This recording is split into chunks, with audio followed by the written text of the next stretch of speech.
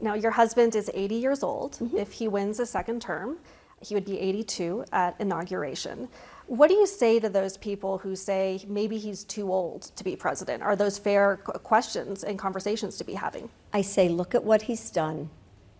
You know, look at what he's doing. Look at how physically he's got the good bill of health from the doctors through his physicals. But how many 30-year-olds could travel to Poland, get on the train, go 9 more hours, go to Ukraine, meet with President Zelensky? Morning, Mr. President. His energy level, his level of passion. So look at the man, look what he's doing, look what he continues to do each and every day, and make your decision. It's up to the American people. Nikki Haley, one of the Republican candidates, is calling for mental competency tests for those politicians over the age of 75. What do you think about that? Ridiculous. Would your husband ever take one of those? I mean, we haven't even discussed, we would never even discuss something like that. You talked a little bit about your husband traveling to Ukraine and Poland this past week. You also have told us that you found out kind of last minute that he was going to be making this secret trip to Ukraine. What was it like for those 10 hours when he was taking that train ride into Ukraine and no one knew? How worried were you in those moments? I was, of course, worried. I mean, I was really worried. But, you know, one thing, and I have to say this with all my heart, one thing that I truly believe in is the strength of our military and how everything was so planned out, and the Secret Service, and what an amazing job they did in pulling off the trip and keeping my husband safe. I mean, I'm watching the TV this morning and I'm seeing, it's just incredible what's going on in the air and in the sea, and I hope that Americans really take note of it. Like, we have to give the support, all of our support, to our military because of what a great job they do. And the Secret Service is right there, hand in hand. Were you able to keep tabs on him when he was, did you communicate? Text. Through text? You know, yeah, through text. Was he texting you on the train? Well, he was, no, he wasn't texting me on the train. But, you know, it was in the back of my mind. And so, I mean, I was kind of aware that he was, you know, safe, and I just said a lot of prayers. Did he give you a call when he made it back into Poland? Oh, yes, yeah. And yeah. What was his reflection on this clandestine trip? We didn't really talk about it. I think it'll be just better to talk about it in private, you know. Yeah. Have you had the chance to talk to him about this trip yet? Oh, yeah, we've spoken a couple times and FaceTimed, and so, yeah, and he looks great. I mean, so he doesn't look tired or, yeah. How often do you guys FaceTime? I don't know, a couple times a day. Even if you're just in D.C.? Or when you're traveling? Well, yeah, I'm traveling, I'm at work. Yeah. I mean, he calls a lot. Does he call you more, or do you call him more? I think he calls me more. I want to turn to another issue that has come up amongst Republicans a lot, and your son Hunter has really been a target for Republicans over the years and likely will be in the years to come. How does your family deal with that intense focus on Hunter? We deal with it by just, I guess, have a different perspective. I mean, I love Hunter, and I'll support him in any way I can, and that's how I look at things.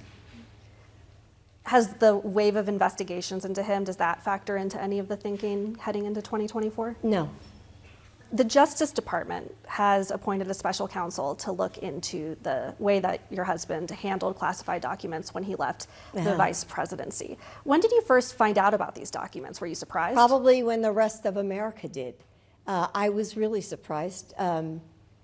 We had no idea, and so I think we found out when everybody else did. Where in the house were they? Were they in a secure location? Could people have access to them? Well, I think they were at the Biden Penn Center. And there was some at your home in Wilmington as well. Yeah, and I think those were in the garage. And believe me, Arlette, I am not, I haven't even, I don't have time to go through, the boxes in the garage. I mean, we had no idea they were even down there. I wanted to turn back to one campaign question. You and I... You're not giving up. No, I'm not. But see, you're saying everybody's asking you. There you go. Everyone's asking you. Do you ever worry about how grueling a campaign might be on him? I think every campaign is grueling. I don't care whether you're 20, 30, or whatever age. Campaigns now have become really grueling. And Arlette, you've been on a lot of campaigns. You have to see the difference between even 10 years ago and today. I know you guys are really big into these family meetings. Was there one definitive family meeting that, okay, we're doing this, or has this been a rolling conversation? It's been rolling this time. Last time we did have a family meeting, and we've had family meetings other times. But it's sort of rolling just because of the pace of our lives. And so if I can grab two grandkids here and say, hey, what are you thinking about? What are your thoughts? Or, our daughter. So I'm sort of keeping tabs. So in your mind, this is happening? Absolutely. You want to come? You want to come on the trail? I might be covering you guys on the trail again. Oh, good. We are back now with Arlette. We're also joined, luckily, by Audie Cornish and Abby Phillip. Arlette, I'm going to start with you. So you asked all of the questions that I think the American public has been discussing about Joe Biden, and then you get into what Jill Biden has been up to. Were you surprised by any of her answers?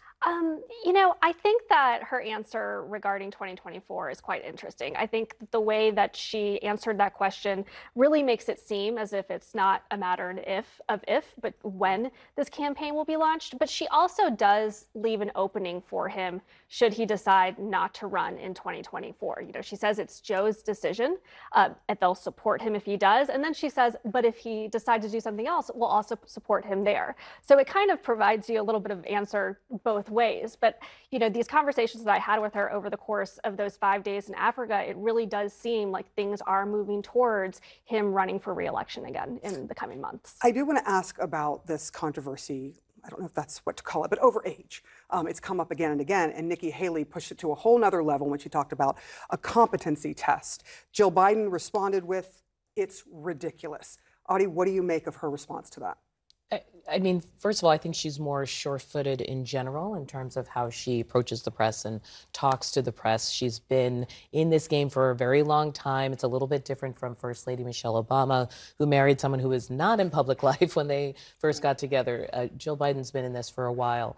But it also underscores the problem for them. Here they are, she's on a trip, visiting countries in Africa. The posture that this administration has had towards Africa is radically different than the prior administration. But it's a conversation that can't be had because not only are people focused on whether he's going to run, but even being able to ask the question, should he at all because of his age? I mean, that really, I think, gives you a sense of the kind of obstacles for them. It also struck me that she was answering the question over and over again at every chance that she got, even when Arlette wasn't asking her about it.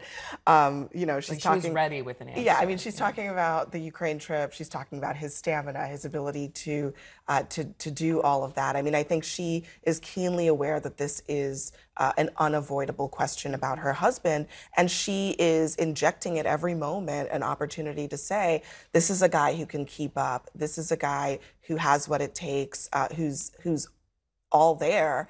And, I mean, to Audie's point, Jill Biden is perhaps one of the most prepared women to ever be First Lady because of how long that she has been Joe Biden's wife. And I didn't really see any doubt in her in this interview. I think she thinks her husband can do it, and she's kind of wondering why we keep asking her about it. And that really, I think, tells you everything that you need to know. She would probably be the first to say, it's time for us to take a step back, and that's not a woman who wants to take a step back.